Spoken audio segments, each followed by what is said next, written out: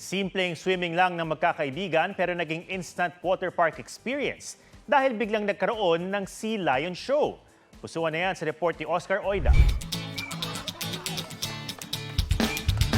Ang swimming pool na ito, nagmistulang marine park na may libreng performance, Sea Lion Show, Backyard Edition. Sa isang rest house sa Bulacan, ang simpleng bonding ng magkakaibigan nauwi sa tawanan.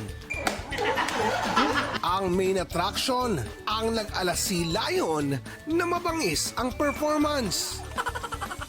At ang trainer, may props pang whistle.